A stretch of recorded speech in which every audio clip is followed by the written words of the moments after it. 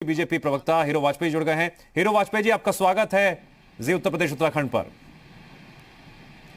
Hero Vajpayee ji, लगातार इंतजार किया जा रहा था, आप भी ये कह रहे थे कि बस कुछ दिन का और इंतजार, ये फिर कानून की शक्ल भी ले लेगा। अब राज्यपाल की मंजूरी मिल चुकी है और अब धर्मांतरण के खिलाफ, लव जिहाद के खिलाफ कानून आ चुका है और उत्तर प्रदेश ऐसा पहला राज्य पूरे देश में। देखिए, उत्तर प्रदेश की योगी आदित्यनाथ सरकार किसी भी क्षेत्र में जो क्रांति का वाहक है वो योगी आदित्यनाथ जी है। हर क्षेत्र में उत्तर प्रदेश आगे, और ये जो एक बहुत धनात्मक अपराध चल रहा था उत्तर प्रदेश सहित देश में बहुत जगह, कि जो लोग भोली भाली लड़कियों को, नाबालिग लड़कियों, आदिवासी, अनुसूचित जाति की लड़कियों, सामान्य वर्ग की लड़कियों को जाल में अपने फंसाकर एक धार्मिक स्वरूप के तहत उसको फंसाते थे और उसके बाद उनका शोषण करते थे, बाद में उससे शादी रचाते थे, फिर उसको धर्मांतरण के लिए बाध्य करते थे। इस तरह से ये कानून जो धर्मांतरण पे आया, जिस अध्यादेश को हमने पास किया था उसको राज्यपाल की मंजूरी मिल गई, अब ये प्रदेश में कानून हो गया। और मुझे लगता है कि अराजक अपराधी तत्वों पर ये कानून कठोरता से काम करेगा और मिसाल बनेगा पूरे देश में। और मुझे लगता है कि उत्तर प्रदेश का सभी राज्य अनुसरण करेंगे, क्योंकि ये घृणात्मक जो अपराध है ये पूरे देश में स्वरूप लेता जा रहा है और इसकी जो घटनाएं हैं लगातार बढ़ती जा रही है। आज ही आपने देखा होगा कि मैनपुरी में एक घटना इस तरह की घटी है और लगातार इस तरह की घटनाओं की जो बढ़ोतरी हो रही थी, इसलिए एक सक्षम कानून संबंधित अपराध से आया है और उस कानून के तहत ऐसे तत्वों पर कड़ी कार्रवाई। धर्मांतरण के खिलाफ, लव जिहाद के खिलाफ कानून बन गया है, इस पर विपक्ष क्या सोचता है ये भी जान लेते हैं। हमारे साथ एसपी प्रवक्ता घनश्याम तिवारी जी भी जुड़ गए हैं चर्चा में। घनश्याम तिवारी जी, आपका स्वागत है और सबसे पहले आपका रिएक्शन, राज्यपाल की मंजूरी मिलने के साथ ही धर्मांतरण अध्यादेश अब जो है कानून बन गया है और उत्तर प्रदेश ऐसा पहला राज्य पूरे देश में। देखिए, आधुनिक भारत या मॉडर्न इंडिया के विलेंस के रूप में अगर किसी की आगे जाके गणना होगी, तो इस तरह के नेताओं की गणना होगी जो कि नफरत के क्रांतिकारी रहे। इन्होंने कानून बनाया जिसके ऊपर उनकी अपनी सरकार ना कोई आंकड़ा प्रस्तुत कर पाई, ना कोई बहस कर पाई।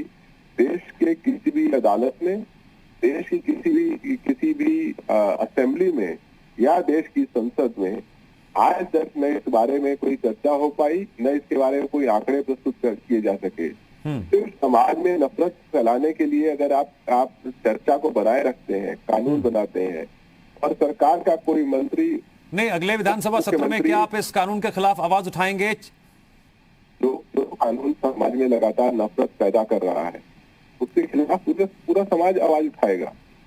ये अगर आप अपने बच्चे को आज ये बताना चाहते हैं कि क्या खाएगा, किसके साथ शादी करेगा और ये कहना चाहते हैं कि उसे सरकार से परमिशन लेना पड़ेगा, तो ये 21वीं सदी के भारत को 11वीं सदी के भारत में ले जाने की कोशिश है। और आप आदित्यनाथ को देखिए, भारतीय जनता पार्टी को देखिए, ये पूरी पार्टी देश को दकियानूसी नफरत में धकेलने का लगातार प्रयास कर रही है, क्योंकि इनके पास देश को देने के लिए कुछ नहीं है। न ये रोजगार दे पाते हैं, न ये कोरोना के लिए व्यवस्था दे पाते हैं, न ये घनश्याम जी, आपने जो सवाल खड़े किए हीरो वाजपेयी जी का, उस पर रिएक्शन हीरो वाजपेयी जी जवाब। जी देखिए, मैं घनश्याम तिवारी जी को आदरपूर्वक ये जवाब देना चाहता हूँ कि भगवान ना करे किसी सपा नेता के साथ, उनके बेटियों के साथ इस तरह की घृणित घटना हो।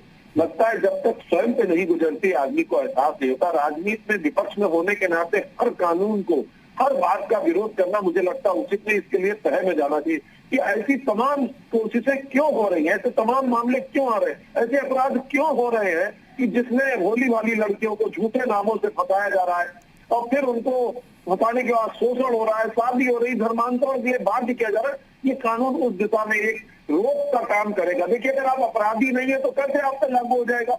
अगर आपने कत्ल नहीं किया तो सीआरपीसी की धारा 300 तो क्या कर लेगी? अगर आपने हमला नहीं किया तो सीआरपीसी की धारा 300 तो आप क्या कर लेगी? तो अगर ये कहते हैं कि कानून बनाना गलत है तो फिर तो पूरी आईपीसी और सीआरपीसी भी बनाना गलत है, क्योंकि अगर कानून तो अपराध के हिसाब से और हमेशा अमेंडमेंट होता है। भारत का संविधान अमेंडमेंट हो चुका है सैकड़ों बार और कानून भी अमेंडमेंट होता है। अपराध की नई नई श्रेणियां निकल आती है। जब डिजिटल अपराध आया तो डिजिटल अपराध के तमाम कानून बनाए गए। अब ये कहते नहीं साहब आईपीसी और सीआरपीसी तो पहले से थी, तो ये बनाने की जरूरत क्या है?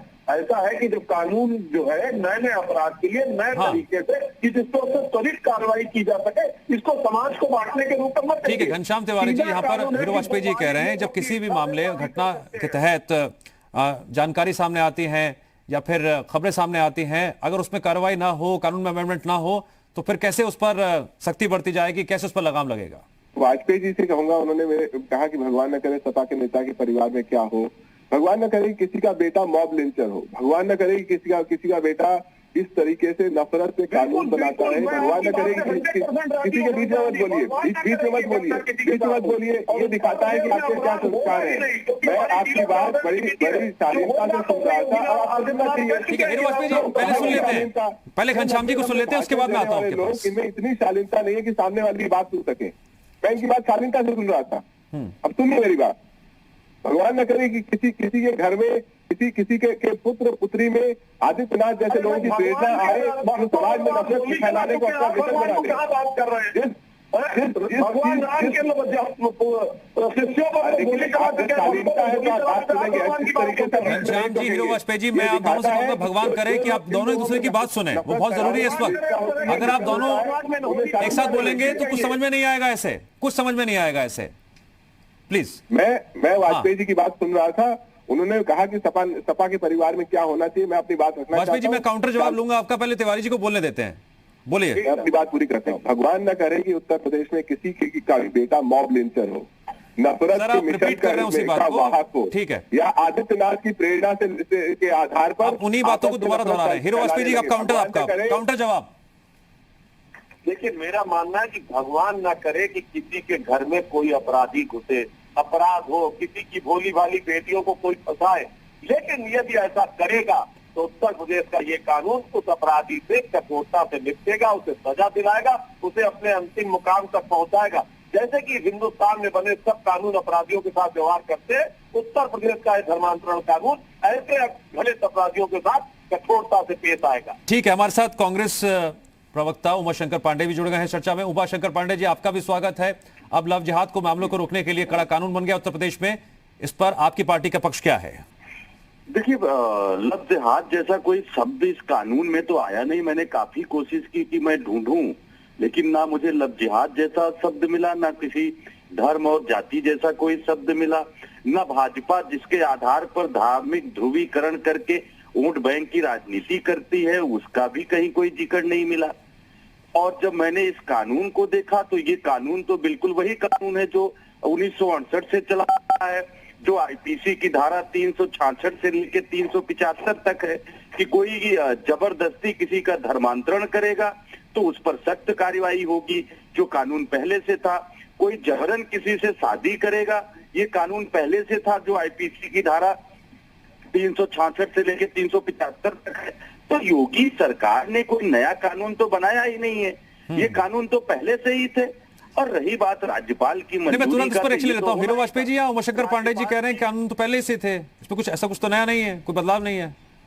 हीरो वाजपेयी जी, देखिए, अगर ये कहते हैं कि सब धाराएं वैसी है, कानून कुछ बनाया नहीं जिसके तहत किसी को दंड दिया नहीं जा सकता, फिर कांग्रेस के मेरे मित्र प्रवक्ता, सपा के मेरे मित्र प्रवक्ता इतना हैरान क्यों है इस कानून से? जब ये कानून पहले ही था, मान लीजिए उसका थोड़ा अमेंडेड स्वरूप है, इनका भी मानना है कि ऐसे अपराधी को कठोर सजा देने के लिए कानून में जगह है, हमने उसको थोड़ा और अच्छा बना दिया है। इतना ही ना किया हमने, ये मानते हैं कि ऐसे लोगों को सजा देनी चाहिए, सजा देने पे दोनों लोग तैयार है। और सजा देने के लिए अगर हम कोई कानून बनाते हैं और उस कानून की बात करते बात कराते तो क्या इसमें दिक्कत है? जो अपराध करेगा उसी को तो सजा मिलेगी, जो अपराध करेगा ही नहीं तो सजा कैसे दे देंगे हम? ठीक है उमाशंकर पांडे जी, इस कानून के जो प्रावधान हैं उन प्रावधानों के तहत कौन कौन से सवाल आपके जहन में, आपकी पार्टी के सामने खड़े हैं, जिसको लेकर आने वाले दिनों में आप विधानसभा में भी जोर शोर से इस मुद्दे को उठाएंगे? बताइए। नहीं, हम कोई मुद्दा नहीं उठाने वाले हैं क्योंकि ये पहले से था।